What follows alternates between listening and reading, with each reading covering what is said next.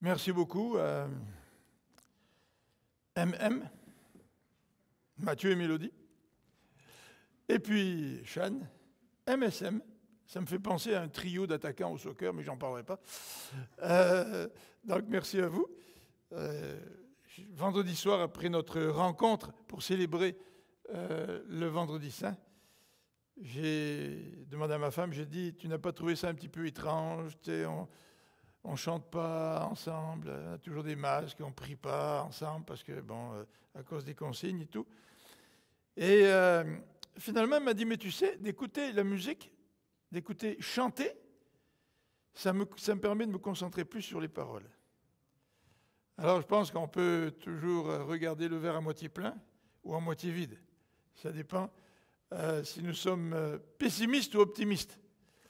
En tout cas, cette semaine, donc, c'est le début du mois d'avril, et c'est la fête de Pâques cette année, c'est en début du mois d'avril. Mais vous savez que le 2 avril, c'est-à-dire vendredi, c'était l'anniversaire d'Eduardo. Alors, ceux qui le savaient, on lui a envoyé des bons vœux pour son anniversaire. On apprend beaucoup de choses par Facebook. Moi, j'ai appris qu'il y a quelqu'un qui est très heureux parmi nous, parce qu'enfin, après des mois et des mois et des mois, il a reçu sa batterie à la maison. C'est ça? C'est ça que tu as mis sur Facebook, hein? Pas récemment, mais oui. Pas récemment, enfin, ça fait peut-être pas des mois en tout cas. Oui. Alors il a sa batterie maintenant chez lui. Alors au moins pendant la pandémie, il peut pratiquer, il peut s'exercer, il peut jouer. Puis ce matin, je me disais, il y a une touche spéciale. Là, tu sais. Peut-être c'est à cause de ça. Là. Alors voilà, donc il y a des choses qui se passent, même si on est chacun de notre côté à cause de la pandémie. Et en tout cas, on est très heureux d'être ici ce matin, d'être un peu plus nombreux que d'habitude pour assister à notre service. On peut prendre des nouvelles les uns en face des autres, au lieu de se téléphoner, au lieu d'utiliser Zoom, même si c'est bien utile dans le contexte qui est le nôtre. Cette semaine, j'ai lu que la résurrection prend toute sa signification à cause du Vendredi Saint. Ça veut dire que nous, quand on parle de la résurrection, nous parlons de la joie de la résurrection, de la joie de la vie. Mais est-ce que nous comprenons le contexte dans lequel tout ça est arrivé? En tous les cas, la pandémie nous fait espérer une situation différente. La pandémie nous fait espérer à une plus grande manifestation de la vie. Et Dieu voulant, cette pandémie va se terminer. Ceux qu'ont vécu les disciples à l'occasion du premier dimanche de la résurrection devait être une expérience qui a complètement bouleversé leur vie. Ils ont suivi leur maître pendant 3 ans. Ils étaient remplis d'espoir. Et voilà que Jésus se fait arrêter, se fait condamner et mis à mort au travers de grandes souffrances. Alors que tout semblait fini, l'espoir renaît. Le dimanche matin, Jésus est ressuscité. Alors ce matin, je voudrais regarder avec vous l'apparition de Jésus à Marie de Magdala. Alors pour mettre l'eau à la bouche à ma femme, hier soir j'ai dit, Marie, je vais parler de toi demain matin à l'église. Alors elle s'est dit, il faut que j'aille parce que je veux savoir qu'est-ce qu'il va dire de moi. Tu sais. Mais voilà Marie, c'est Marie de Magdala, c'est pas toi, mais c'est une Marie. Alors j'aimerais qu'on lise ensemble dans l'évangile de Jean au chapitre 20, qui nous relate cet épisode. Et nous allons voir un petit peu ce qui s'est passé ce dimanche matin. Beaucoup de choses se sont passées. Les évangélistes racontent ces événements, chacun de leur perspective. Pour avoir une vue globale, il faut lire les 4 évangiles. Mais en particulier, dans ce chapitre 20, nous sommes en présence de Marie de Magdala. Le verset 1er nous dit, dans Jean au chapitre 20, le dimanche matin, très tôt, Marie de Magdala se rendit au tombeau. Il faisait encore très sombre. Elle vit que la pierre fermant l'entrée du sépulcre avait été ôtée de devant l'ouverture. Alors, elle courut prévenir Simon, Pierre et l'autre disciple, celui que Jésus aimait. « On a enlevé le Seigneur de la tombe, leur dit-elle, et nous n'avons aucune idée de l'endroit où on l'a mis. » Pierre sortit donc avec l'autre disciple et ils se rendirent tous deux au tombeau. Ils couraient tous les deux ensemble, mais l'autre disciple, c'est-à-dire Jean, plus rapide que Pierre, le distança et arriva le premier au tombeau. En se penchant, il vit les linges funéraires par terre, mais il n'entra pas. Simon-Pierre, qui le suivait, arriva alors. Il entra dans le tombeau, vit les linges qui étaient par terre et le linge qui avait enveloppé la tête de Jésus, non pas avec les linges funéraires, mais enroulé à part à sa place. Alors l'autre disciple, celui qui était arrivé le premier, entra à son tour dans le tombeau, il vit et il crut. En effet, jusque-là, il n'avait pas encore compris que Jésus devait ressusciter, comme l'avait annoncé l'Écriture. Les deux disciples s'en retournèrent alors chez eux. Pendant ce temps, Marie se tenait dehors, près du tombeau, et pleurait. Tout en pleurant, elle se pencha vers le tombeau. Elle vit deux anges vêtus de blanc, assis à l'endroit où le corps de Jésus avait été déposé, l'un à la tête et l'autre aux pieds. Ils lui dirent « Pourquoi pleures-tu » ? « On a enlevé mon Seigneur, leur répondit-elle, et je ne sais pas où on l'a mis. » Tout en disant cela, elle se retourna et vit Jésus qui se tenait là. Mais elle ne savait pas que c'était lui. « Pourquoi pleures-tu » lui demanda Jésus. « Qui cherches-tu » Pensant que c'était le gardien du jardin, elle lui dit « Si c'est toi qui l'as emporté, dis-moi où tu l'as mis pour que j'aille le reprendre. » Jésus lui dit « Marie ». Elle se retourna vers lui et s'écria en hébreu « Rabouni », ce qui veut dire « maître ». « Ne me retiens pas, lui dit Jésus, car je ne suis pas encore monté vers mon Père. Va plutôt trouver mes frères et dis-leur de ma part, je monte vers mon Père, qui est votre Père, vers mon Dieu, qui est votre Dieu. Marie de Magdala alla donc annoncer aux disciples, j'ai vu le Seigneur. Et elle leur rapporta ce qu'il lui avait dit. Alors dans ce texte, nous avons en quelque sorte deux récits en un. Nous avons ce récit qui concerne Marie, et notamment les autres femmes qui sont allées au tombeau très tôt le matin, le dimanche matin. Et nous avons aussi Pierre et Jean qui viennent au tombeau. Et donc, nous avons des récits qui sont entremêlés, deux récits qui sont un petit peu entremêlés. Mais aujourd'hui, je voudrais mettre l'accent davantage sur Marie de Magdala qui est au tombeau plutôt que Pierre et Jean. Je crois qu'il y a des choses très intéressantes dans le cadre de Pierre et Jean et de voir comment Jean a prononcé sa confession de foi. Il a cru quand il a vu les linges. Et les linges étaient disposés d'une certaine manière parce que les gens étaient enterrés d'une certaine manière à l'époque, mais ce sera probablement pour une autre fois. Je voudrais mettre l'accent sur Marie. Et pour mettre l'accent sur Marie et sa rencontre avec Jésus, je voudrais à la fois que nous puissions réfléchir à la réalité de la résurrection,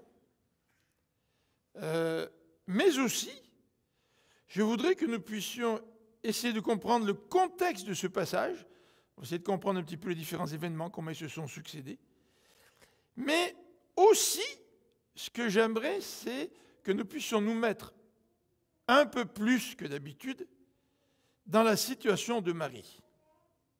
Vous savez, on lit le texte, et quand je lis le texte, je ne le lis pas comme pourrait le lire un acteur qui essaierait de faire sortir toutes les émotions des personnages dans le texte. En fait, Jean lui-même ne décrit pas beaucoup les émotions. Jean il est assez factuel dans ce qu'il raconte. Et à la fin du chapitre, il nous dit qu'il a écrit toutes ces choses pour qu'on puisse croire. Mais quand même, derrière ce récit, il y a une femme qui est submergée par toutes sortes d'émotions et qui vit une très grande peine. Et j'aimerais aussi que nous puissions essayer de parler de cette expérience de Marie. Donc, j'aimerais ce matin qu'on puisse réfléchir aussi, mais se laisser aussi toucher par les émotions que Marie a pu expérimenter lors de cet épisode, lorsqu'elle est allée donc au tombeau. Alors, premièrement, la réalité de la résurrection de Jésus. Vous savez que beaucoup de gens mettent en cause, en doute, la résurrection. Et certains disent que la résurrection de Jésus, c'est un mythe. C'est un mythe. Et que ce mythe aurait été fabriqué de toutes pièces. Que dans la réalité, Christ ne serait pas ressuscité. Parce que dans notre monde courant, nous n'avons jamais assisté à la résurrection. Et d'un point de vue rationnel, ce n'est pas possible que quelqu'un puisse ressusciter. Donc, le récit de la résurrection aurait été forgé de toutes pièces, fabriqué par des disciples et ou par l'Église primitive, pour être l'objet de notre foi, mais l'objet de notre foi ne reposerait pas sur une réalité, sur un événement. Vous savez qu'est-ce qu'on dit, hein? Si ça te fait du bien de croire à la résurrection de Jésus, ben, tant mieux pour toi. Mais dans le fond, tu sais, Jésus n'est jamais ressuscité. Mais l'Évangile n'est jamais séparé de la réalité historique des événements qui sont décrits. En fait, si les récits historiques dans l'Évangile ne sont plus historiques, pouvons-nous véritablement faire confiance au texte biblique? Et Jean, lui, veut écrire sans trop décrire toutes les émotions que les gens ont vécues durant les 3 années avec Jésus. Parce qu'il veut aussi nous dire, oui, les gens avaient des émotions, mais les événements qui se sont déroulés sont bien plus que des émotions. Ça correspond à la réalité. Christ est vraiment ressuscité. En fait, si nous croyons que Dieu existe et qu'il est le créateur de l'univers, rien n'est impossible à Dieu. Et la résurrection devient de l'ordre du possible, puisque c'est Dieu qui en est l'auteur. C'est vrai que la résurrection est impossible pour nous. Nous ne pouvons pas ressusciter quelqu'un. Mais si c'est Dieu qui agit, c'est différent. Donc, certains ont posé la question, ou en tout cas ont émis l'opinion que la résurrection était un mythe et que ce mythe était fabriqué par les disciples ou l'Église primitive. Probablement que les gens qui ont émis une telle opinion étaient influencés par ce qu'on appelle le rationalisme. Vous savez que dans l'humanisme, c'est-à-dire cette philosophie qui croit à l'amélioration de l'être humain s'améliore au travers de l'histoire. Je n'ai pas beaucoup de foi, là, moi. Je pense que pour être humaniste, il faut avoir beaucoup de foi. Parce qu'on a l'impression que l'histoire de l'être humain s'améliore, et puis d'autres fois, on se dit, mais on fait des retours en arrière, c'est incroyable, tu sais. Et il y a de quoi être découragé quand on regarde un petit peu l'évolution de l'être humain. Mais toujours est-il, dans l'humanisme, on accorde à la raison une place importante. C'est la raison qui est le maître de tout. Quand tu ouvres la Bible et que tu lis, tu vas juger la Bible avec ta raison. Donc tu te positionnes au-dessus de la parole de Dieu. Toi, tu es le juge qui va évaluer ce que Dieu vient de dire. Ça, c'est la position du rationalisme. Et comme avec la raison, je ne peux pas accepter certains événements qui sont décrits dans la Bible, donc j'en rejette l'historicité. Et j'explique cela en disant que ces textes-là ont été fabriqués par l'Église primitive ou par les disciples. De plus, quand on fréquente le milieu universitaire, lorsque j'étais à l'Université de Toronto, à U of T, à Toronto évidemment, j'ai remarqué plusieurs professeurs qui avaient un respect pour les textes bibliques, mais d'autres professeurs avaient vraiment un dédain pour le texte biblique, en particulier pour tout ce qui est surnaturel. Ces gens-là évacuaient de leur réalité tout ce qui pouvait être surnaturel, comme si par la raison l'être humain pouvait tout contrôler. En venant dans la voiture ce matin, on parlait de ça avec Marie-France. La science nous permet de faire d'énormes progrès en termes scientifiques. Je ne parle pas en termes moraux, parce que ça c'est un autre problème. Mais en termes scientifiques, l'être humain arrive de plus en plus à contrôler son environnement. Parfois, il contrôle mal. Évidemment, tous les défis qui sont devant nous en rapport avec la pollution, avec les menaces qui planent sur notre planète, les défis écologiques, nous voyons que l'être humain n'arrive pas toujours à contrôler ce qu'il aimerait contrôler. Mais tout de même, quand on voit les grands pas de la science et tout ce qu'on peut faire pour améliorer la santé de l'être humain, je disais à Marie-France, c'est fantastique. Mais malgré ça, malgré notre savoir, on n'a pas toujours les moyens. Regardez ce qui se passe dans les hôpitaux. On n'a pas les moyens. On manque de personnel. On manque de financement. Il y a des gens qui attendent pour se faire soigner. Même avec notre raison, nous ne pouvons pas tout régler. Ce n'est pas vrai. C'est impossible. Notre raison a des limites. La réalité de la résurrection de Jésus-Christ.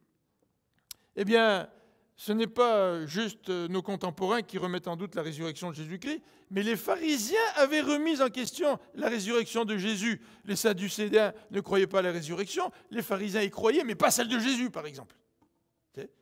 Et les pharisiens voulaient discréditer la résurrection de Jésus, parce qu'ils savaient que si le message de la résurrection était enseigné au sein du peuple, ça allait révolutionner la vie des gens. Donc les pharisiens, qui étaient très jaloux de leur influence, ne voulaient pas céder la place à quelqu'un d'autre, et notamment, surtout pas à l'influence de Jésus. Donc ils voulaient discréditer la résurrection de Jésus, et vous savez ce qu'ils ont fait. Ils ont payé les soldats pour que les soldats puissent dire que le corps a été volé. Vous vous rappelez quelle était la mission des soldats? C'est de garder la tombe. Et pour les Romains, si tu échouais dans ta mission, c'est-à-dire que si le prisonnier qui était sous ta garde s'échappait, tu méritais la mort.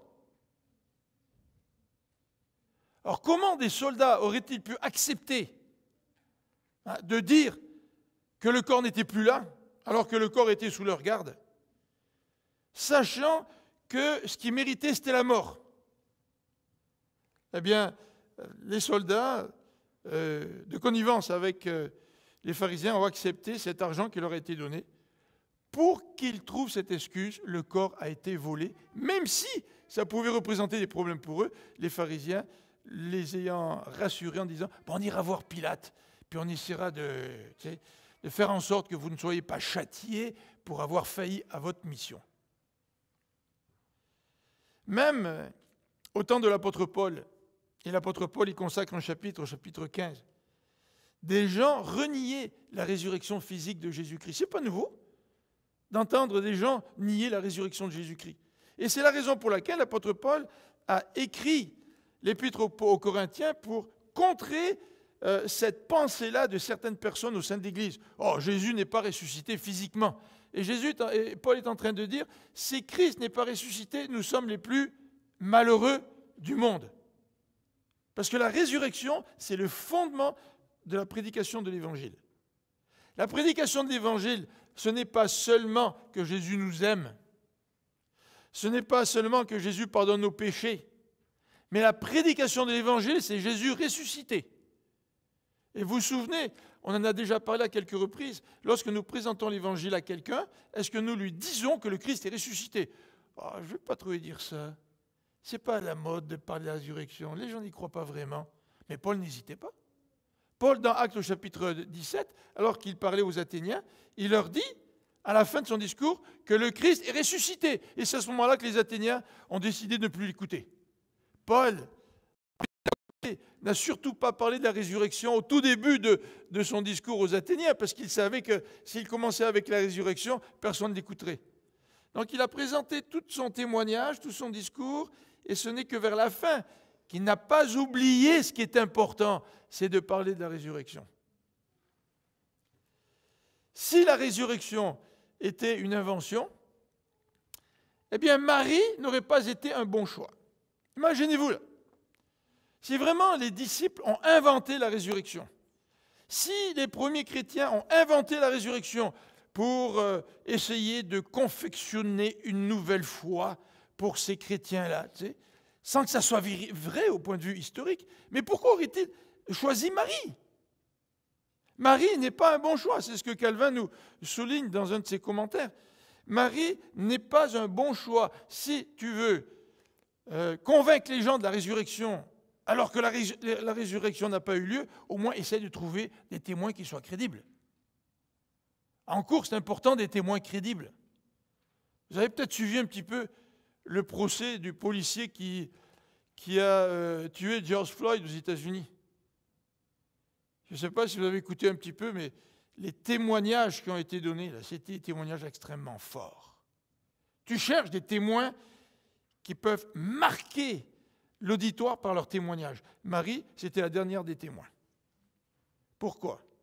Parce que à l'époque, le témoignage d'une femme était irrecevable en cour juive. Irrecevable.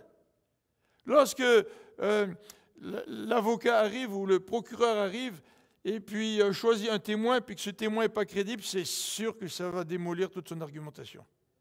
Donc n'utilise pas un témoin qui n'est pas crédible. Pourquoi ces gens qui auraient inventé, soi-disant, la résurrection, ont-ils utilisé un témoin qui n'est pas crédible? Marie, une femme. De plus, Marie avait un passé un peu trouble. Certains disent, mais c'est probablement la tradition, que c'était une prostituée. Ce que nous savons pour sûr, c'est que Marie, c'était une femme qui était possédée et que Jésus l'a libérée de plusieurs démons. Ah, tu amènes Marie comme témoignage. L'avocat de la défense se lève et va commencer à explorer le passé de cette femme pour essayer de la discréditer. Ah ben tu vois, cette femme, elle était possédée par plusieurs démons. Non, ce n'est pas le meilleur des témoins. Écartons son témoignage, ne lui accordons pas d'importance. Si vraiment la résurrection est une invention, pourquoi avoir choisi Marie comme témoin? La résurrection est une réalité. En fait, Marie était un témoin crédible. Elle était un témoin crédible, car si le récit était fabriqué, on aurait pris un autre témoin. Et elle était un témoin crédible parce que Marie ne s'attendait pas à trouver le tombeau vide. Marie partait au tombeau pour utiliser des aromates, des huiles parfumées pour s'occuper du corps de Jésus. Marie ne s'attendait absolument pas à trouver le tombeau vide. Et comme Jean le fait si bien, Jean relate tous ces faits pour que nous aussi, nous puissions croire. Je vous écris ces choses afin que vous croyiez. C'est ce que Jean nous dit. Donc, ayant regardé un petit peu cette question de la remise en doute de la résurrection de Jésus-Christ, regardons maintenant le contexte de ce passage et très rapidement la chronologie. La crucifixion a eu lieu soit le jeudi soir ou le vendredi soir. Vous savez qu'il y avait la Pâque, le sabbat de la Pâque, puis il y avait le sabbat de la semaine habituelle aussi. Donc il y a certaines discussions pour savoir si la crucifixion a eu lieu le jeudi ou le vendredi soir. Ça n'affecte pas la manière dont les Juifs comptaient. On dit que 3 jours après, il est ressuscité, mais toutes les journées commencées pouvaient être comptées pour une journée. S'il avait été crucifié le vendredi, tu comptes le vendredi, le samedi, le dimanche, ça fait 3. Si c'est le jeudi, tu comptes le jeudi à partir du soir, du soir au soir jusqu'au vendredi soir, du vendredi soir jusqu'au samedi soir, etc. Donc, selon la manière de compter, ça ne remet pas en question les affirmations de la Bible. La résurrection, elle a eu lieu avant l'aube du dimanche matin. Et dans cette petite chronologie rapide, il nous faut simplement souligner le fait suivant qu'un minimum 4 femmes sont venues au tombeau de nuit tôt à l'aube. Alors, vous voyez, le chapitre 20 nous dit qu'il faisait encore très sombre quand Marie se rendit au tombeau. Un autre évangile nous dit que le soleil s'était levé. Et les gens disent que les évangiles se contredisent. Pas nécessairement. Marie peut partir quand le soleil n'est pas encore levé. Elle se met en route, le temps qu'elle y arrive, le soleil se lève. Puis donc, il commence à faire jour. Donc, 4 femmes au minimum, puisque les autres évangiles sont les lignes, nous citent les femmes qui sont venues. Donc 4 femmes au minimum sont venues au tombeau, donc un petit groupe accompagné Marie de Magdala. Et au verset 1er, ce que nous voyons, c'est la surprise des femmes. Les femmes, elles se rendent au tombeau. Mettons-nous un petit peu à la place des femmes.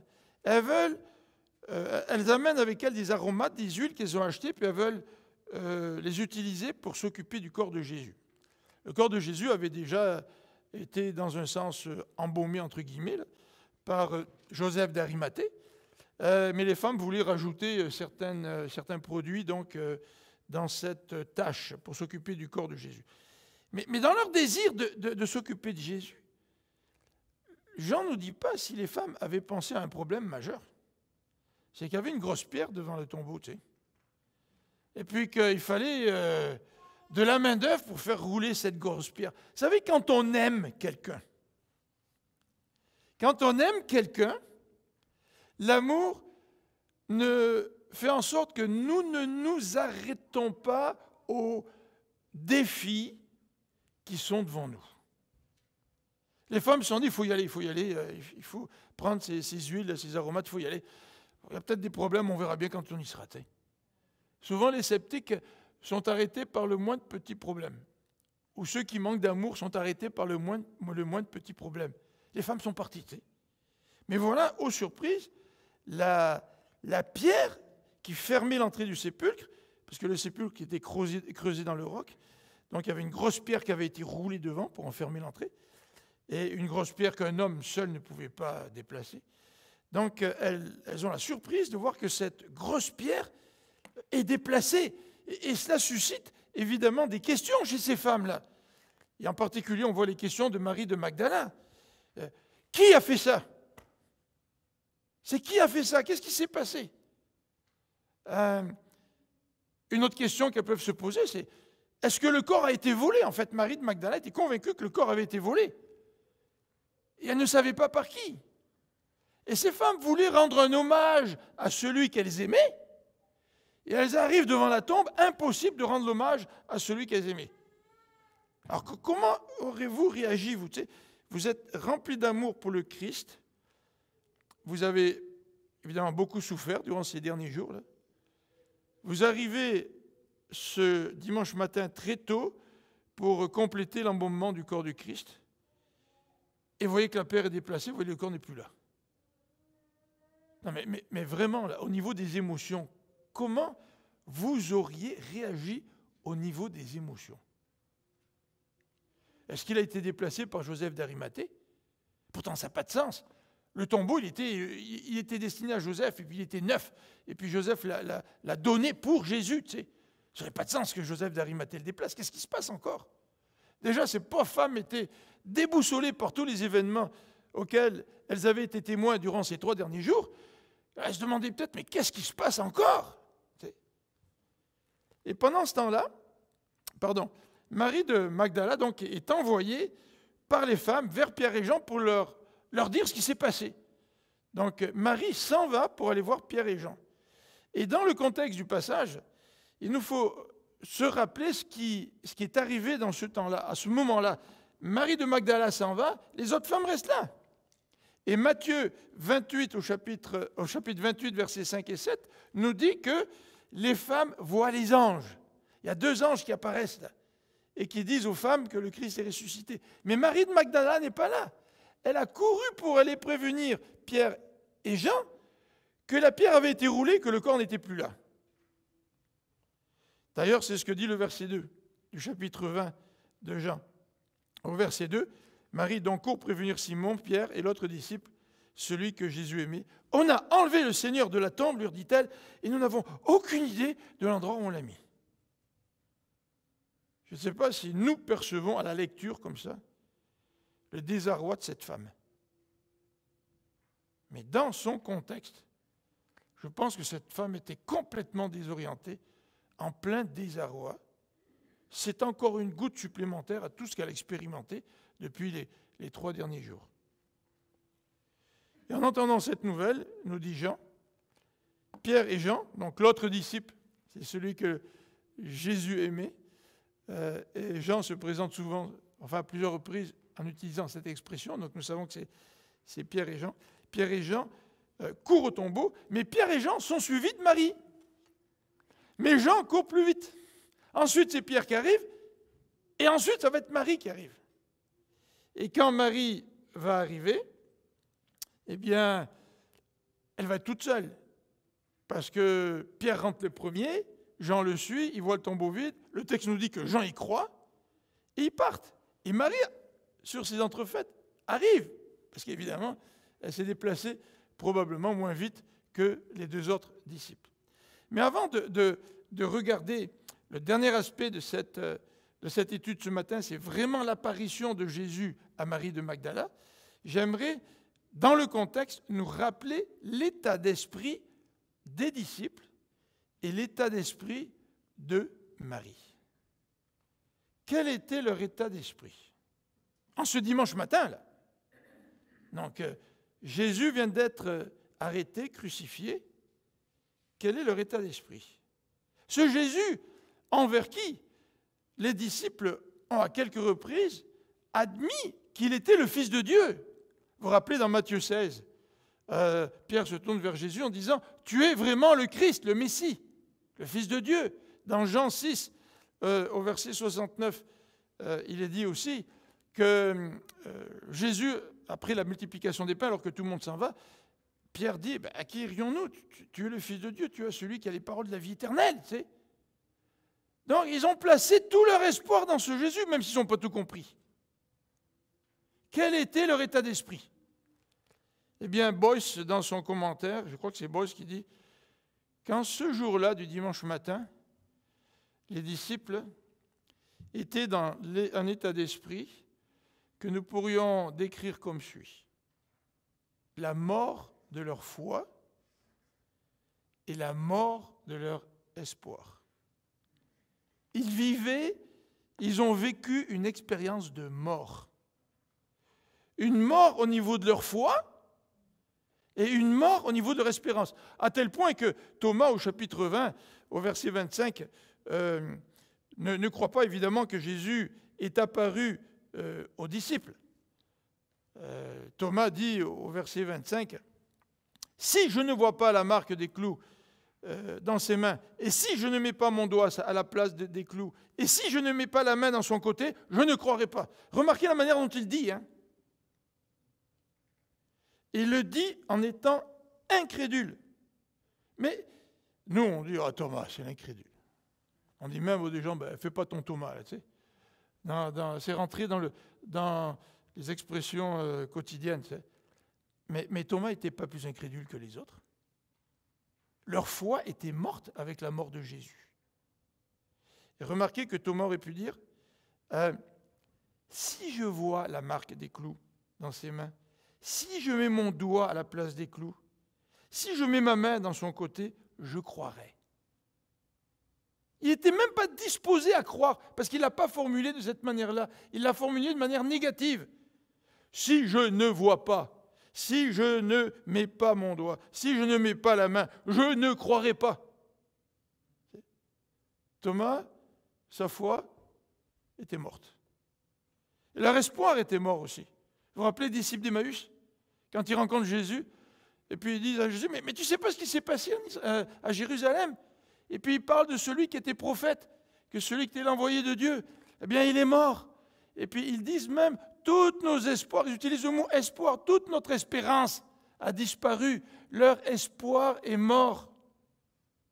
Et ce n'était pas simplement la mort de la foi des disciples ou des disciples de Thomas, ce n'était pas seulement la mort de l'espoir des disciples d'Emmaüs, mais c'était aussi la mort de la foi de Marie de Magdala. C'était la mort de son espérance qu'elle venait de vivre depuis 3 jours.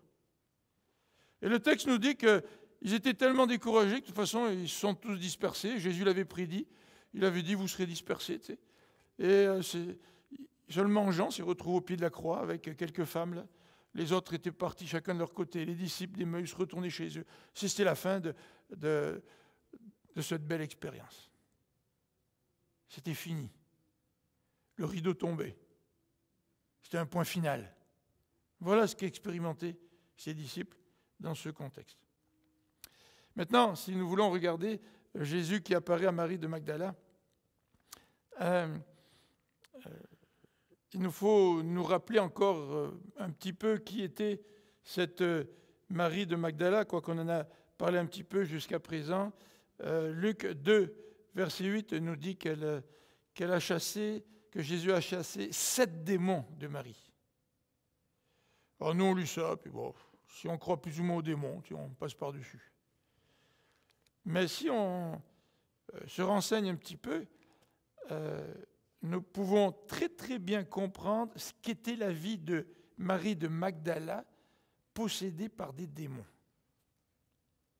C'est une vie d'esclavage. Et Jésus l'a libérée de la tyrannie de ces 7 démons-là. Encore une fois, on a du mal à comprendre tout ça. Parce qu'on n'a pas été esclave. Tu sais. et d'être vraiment libéré, de comprendre le sentiment que l'on peut ressentir quand on est libéré de quelque chose. En tous les cas, quand on va être libéré de la Covid, on va peut-être comprendre un peu plus. Je disais à ma femme l'autre fois, je disais, tu sais chérie, dans un sens, on est en prison. C'est une prison dorée parce que je peux prendre ma voiture pour aller à l'épicerie si je veux, là, tu sais, ou je peux venir à l'église dimanche matin. Tu sais. C'est une prison dorée, mais dans un sens, on est emprisonné par ce virus. Hein. Et peut-être que cette pandémie peut nous faire expérimenter un petit peu plus ce que c'est que d'être emprisonné. Et par la suite d'être libéré quand la libération s'en vient. Alors, ce qu'on sait de Marie de Magdala, c'est qu'elle et d'autres femmes, nous dit toujours Luc, au chapitre 8, elles assistaient Jésus de leur bien. Donc elles étaient extrêmement fidèles à Jésus. Jésus avait des disciples, il y avait des femmes qui le suivaient. Et elles aidaient Jésus donc d'un point de vue financier. Donc il y avait un attachement à Jésus. Tu n'aides pas au niveau financier si tu n'as pas un attachement, pour ne pas dire si tu n'éprouves pas un amour pour la personne à qui tu mets tes biens à disposition.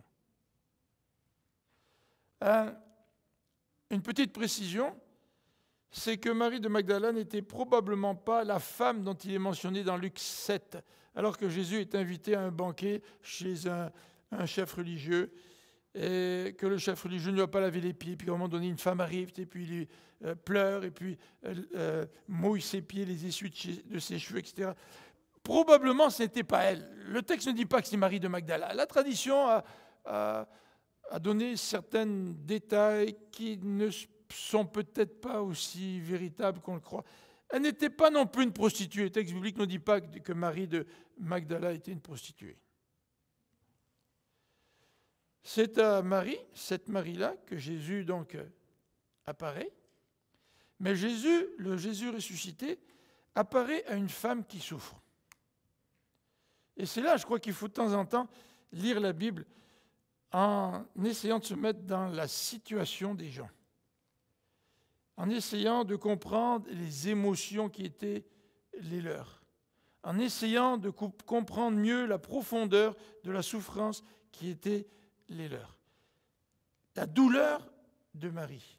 Quelle était-elle, cette douleur? Tout d'abord, c'est une douleur qui vient après une euphorie.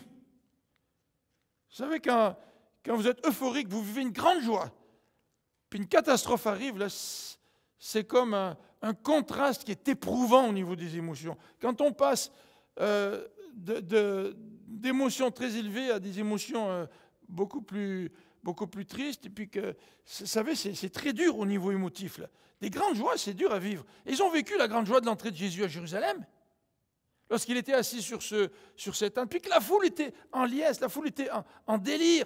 Jésus rentre à Jérusalem. Les disciples ont vécu ça, cette grande joie, cette excitation. Il n'y a que Kayla qui comprend ça, ce genre d'excitation. Kayla et moi. Kayla plus que moi, je l'avoue, Kayla. Quand la France a gagné la Coupe du Monde de soccer, oh que j'étais excité.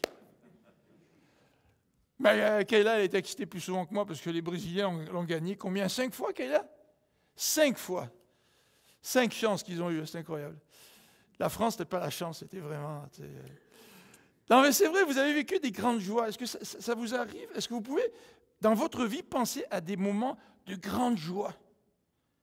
C'est quand le Canadien gagne la Coupe Stanley. Ça fait longtemps, hein? On a oublié ce que c'était. On a oublié de ressentir la joie de cette victoire. Mais peut-être que vous suivez des événements sportifs. Moi, j'aime bien le tennis. Puis j'ai été déçu hier. Notre Canadienne, elle a dû abandonner, elle s'est blessée à la deuxième manche. Mais je vous dis que j'étais prêt là, à expérimenter une grande joie de voir gagner Andreescu. Donc sa souffrance, elle est vécue après une très grande joie. Donc le contraste est important. Donc la décharge émotionnelle est importante dans la vie de cette femme. Et elle voit Jésus qui se fait arrêter. Probablement que elle était parmi cette foule, alors que Pilate a proposé d'échanger Barabbas contre Jésus, lequel voulait que je libère, Jésus ou Barabbas? Vous vous rappelez l'épisode là? Puis la foule qui crie « Crucifie, crucifie », puis qui veut la libération de Barabbas. Imaginez-vous, si elle était là, cette femme, dans cette foule, ce qu'elle a dû ressentir. C'est fort probable qu'elle y était, parce qu'en tous les cas, elle était à la croix, tu sais. Puis elle savait qu'il avait été condamné, Jésus. On n'a pas attendu 3 jours entre la condamnation et la crucifixion, tu sais. Il a été condamné par Pilate, et puis, allez, on y va, tu sais. Donc, elle a assisté à tous ces événements, et nous pouvons lire les récits dans les évangiles synoptiques là, qui nous décrivent tous ces événements auxquels Marie a dû assister. Et elle était là au pied de la croix. Elle était là quand Jésus a porté sa croix, puis qu'il était tellement épuisé que les soldats ont pris Simon de Cyrène pour porter la croix avec lui. Elle était là quand on a enlevé les vêtements de Jésus et qu'on l'a couché à terre sous la croix. Elle a dû entendre le bruit des clous là, qui rentraient dans le bois. Tu sais. Et elle a dû voir cette croix qu'on hissait avec ce Jésus qu'elle aimait. Et elle a vu les souffrances de Jésus. Et elle était probablement assez près, puisque Jésus a dit à Jean, « Voici ta mère », en parlant de sa mère, et à sa mère, « Voici ton fils », vous vous rappelez? Donc, il devait être assez près pour entendre tout ça, être les témoins des souffrances de Jésus, être des témoins des paroles de Jésus. Et probablement qu'elle devait être en larmes durant tout cet événement-là. Et voilà que maintenant, cette Marie qui arrive et qui veut faire son deuil. Vous savez que c'est important de faire son deuil. C'est important de poser des gestes pour faire un deuil. Et on voit avec la Covid la tragédie de gens qui meurent seuls, non seulement pour eux, mais c'est tragique aussi pour ceux qui restent vivants et qui ne peuvent pas faire le deuil pour manifester leur amour envers ceux qui sont morts. Tu sais. Si tu vas voir quelqu'un puis tu veux passer les derniers instants avec la personne, c'est parce que tu l'aimes. C'est parce que tu veux faire ton deuil aussi. Tu veux accompagner la personne. Et il y a des gestes qui nous aident à faire le deuil après le décès. Et ici, Marie veut faire un geste et elle ne peut même pas poser ce geste. Dans sa douleur, Marie ne peut même pas poser ce geste d'amour, utiliser ses huiles achetées et pour compléter donc l'embaumement du corps de Jésus. Quel était l'état émotionnel de Marie? Quel était son état émotionnel? Oh, elle devait être complètement épuisée, cette femme, épuisée. Est-ce qu'elle a bien dormi pendant ces nuits, là, ces 2 ou 3 nuits qui précédaient? Le texte ne le dit pas. Mais nous pourrions nous poser la question. Elle avait tellement pleuré durant ces 3 jours. Elle avait peut-être pleuré tous les larmes de son corps. Et le verset 1 de ce chapitre nous dit qu'elle s'est levée. Il faisait encore très sombre. Et je ne sais pas s'il y a une signification particulière à l'expression « il faisait très sombre », en tout cas dans l'esprit de Jean, là. Autre que d'écrire qu'elle s'est levée tôt, avec les autres femmes pour aller au tombeau. Mais nous, lecteurs, quand nous lisons le texte, cette expression « très sombre » peut nous faire penser aussi à la situation spirituelle dans laquelle les êtres humains se trouvent. Paul nous dit que nous nous trouvons dans l'obscurité. Mais aussi penser à ces femmes et ces disciples qui se trouvaient dans une situation d'obscurité. Avant la résurrection, c'est la noirceur de l'obscurité. C'est la noirceur de la souffrance de Christ. C'est la noirceur de tout ce péché que porte Jésus pour nous, parce qu'il nous aime. Et avant la joie de la résurrection, c'est la pesanteur des ténèbres, de l'obscurité. Elle était donc épuisée, et quand elle revient au tombeau, après avoir prévenu Pierre et Jean, et qu'elle arrive, elle se retrouve toute seule, parce que Pierre et Jean sont partis, parce que les femmes sont parties, bien c'est souvent quand nous retrouvons tout seuls que toute la souffrance sort. Et encore une fois, certainement, Marie se met à pleurer. Et La raison nous en est expliquée au verset 13. Le verset 13 nous dit « On a enlevé mon Seigneur et je ne sais pas où ils l'ont mis. Où est son corps? Où est son corps? La seule chose que je pouvais faire pour manifester mon amour envers Jésus, c'est de prendre soin de son corps. Je ne peux même pas poser ce geste d'amour envers Jésus. » Quelle déception! C'est la goutte qui a fait déborder le vase dans toute cette souffrance à travers laquelle elle est en train de passer. Et vous savez, quand on souffre et qu'on aime, souvent, notre amour, et dans notre souffrance et dans notre amour, nous sommes irrationnels. Est-ce que ça vous est arrivé d'être irrationnel? Ou que quelqu'un soit irrationnel envers vous, là, parce qu'il vous aime beaucoup. Là, je vous regarde les couples là, pour savoir si vous faites signe que oui. Eric, il fait oui. C'est toi qui es irrationnel ou ta femme ou les deux, là, je ne sais pas. C'est toi, là, c'est toi. Ah, quand Eric aime, là, c'est vraiment, avec tout son être. Là. Mais regardez ce qu'elle dit au verset 15. Au verset 15, elle nous dit, si c'est toi qui l'as emporté, elle parle à Jésus, mais elle ne l'a pas reconnu encore. Si c'est toi qui l'as emporté, dis-moi où tu l'as mis pour que j'aille le reprendre. Vous imaginez, vous, Marie? Aller à l'endroit où le corps était, puis essayer de le reprendre pour l'amener. Tu ne peux pas porter un corps mort. Et en plus, le chapitre précédent nous dit que Joseph d'Arimathée s'était occupé du corps.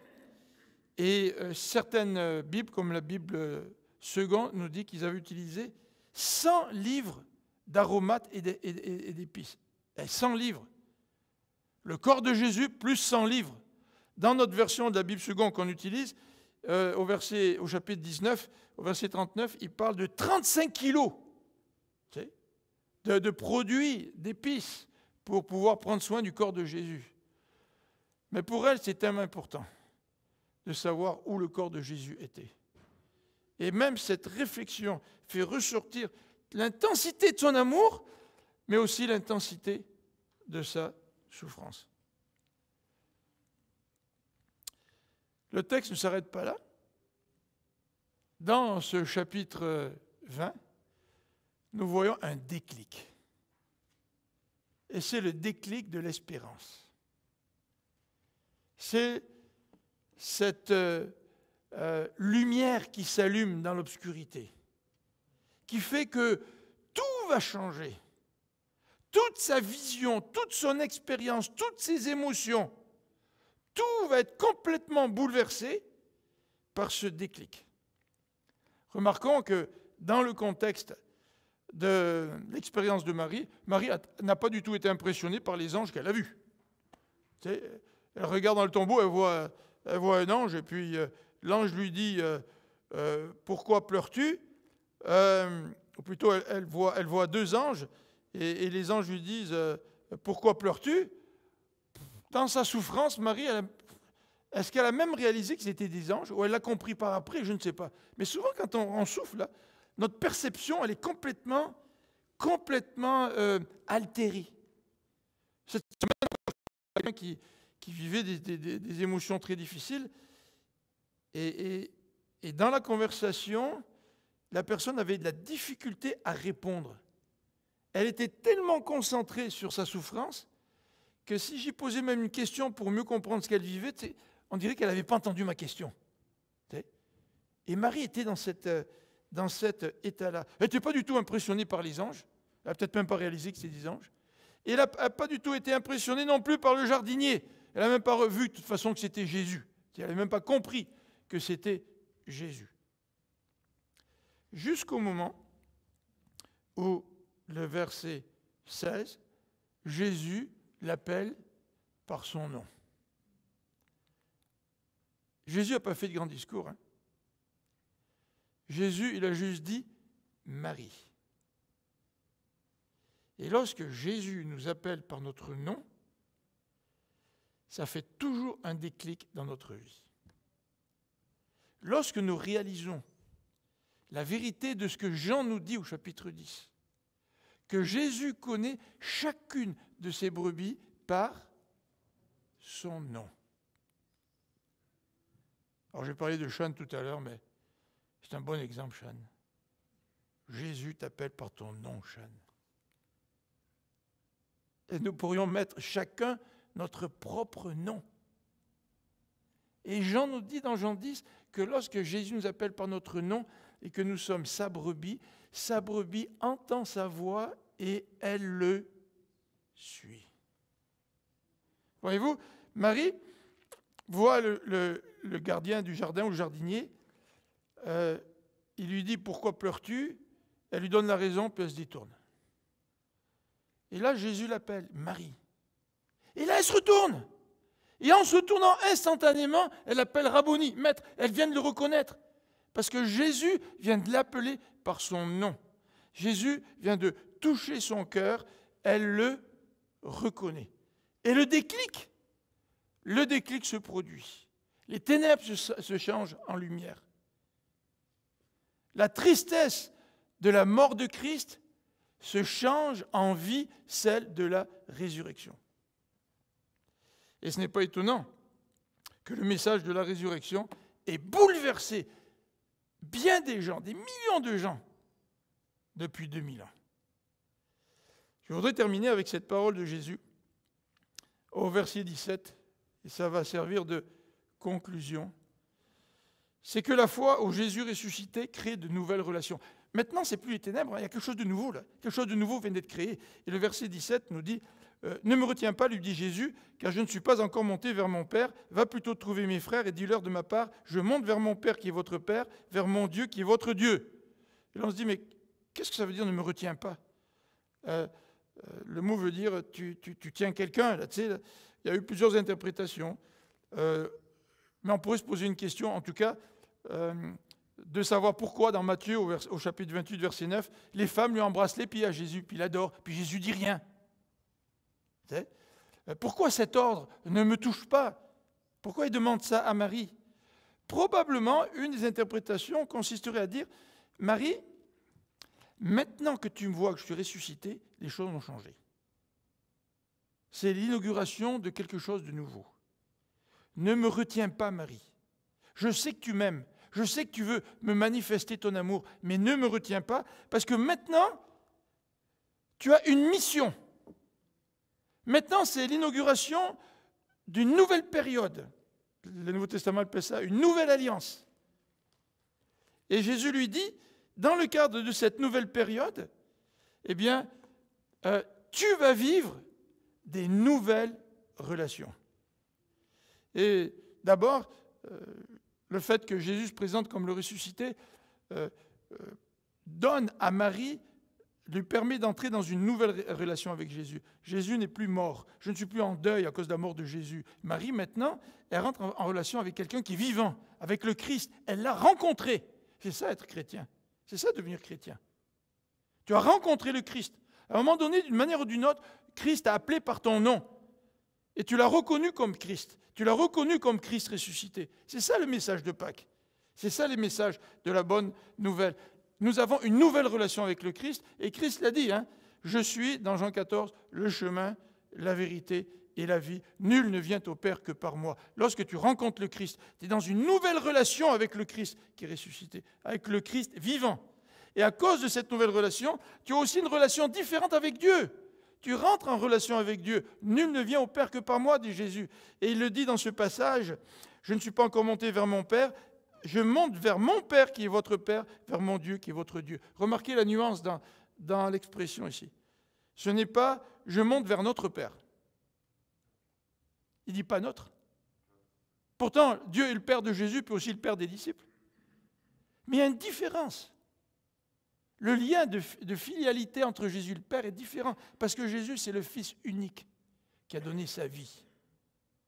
Nous sommes fils d'une autre façon.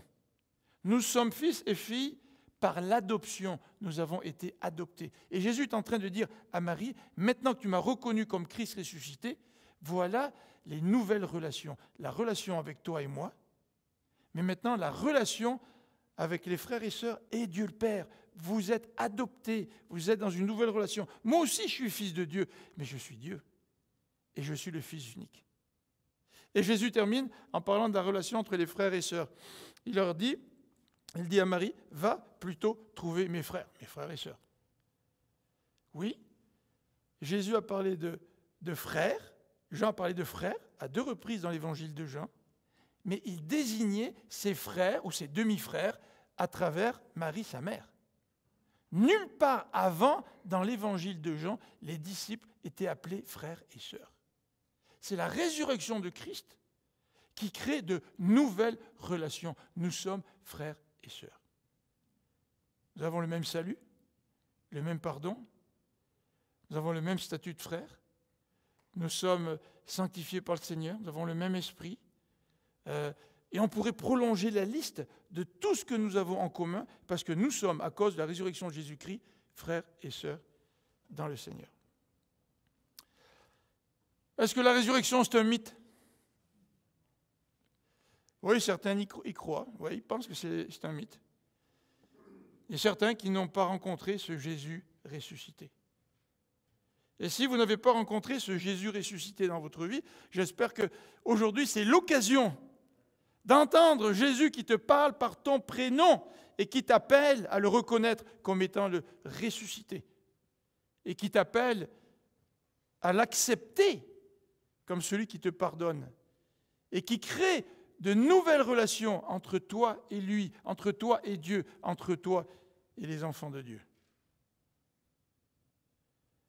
Peut-être que dans notre vie, à cause de la Covid, nous sommes un peu désespérés. Et la lumière de l'Évangile brille peut-être moins fort dans notre vie qu'elle devrait. Nous avons peut-être accepté le Seigneur depuis longtemps, mais cette lumière de l'Évangile n'est peut-être pas aussi brillante. En cette journée de Pâques, je nous souhaite, à vous et à moi, que la lumière de la vie de Christ puisse briller sans aucun obstacle au travers de notre vie. Je vous souhaite d'être bénis en ce jour de Pâques. Le Seigneur est ressuscité? Ah non, c'est pas ça la réponse, même si c'est une bonne réponse. Le Seigneur est ressuscité? Oui, il est vraiment ressuscité. C'était la manière dont les chrétiens se saluaient en ce jour de Pâques. Donc je vous souhaite une bonne Pâques dans le Seigneur, que sa lumière brille, que dans nos épreuves, nos difficultés, nos tristesses, sa joie continue à nous animer, sa vie continue à nous animer. Le Seigneur est vraiment ressuscité. Bonne Pâques.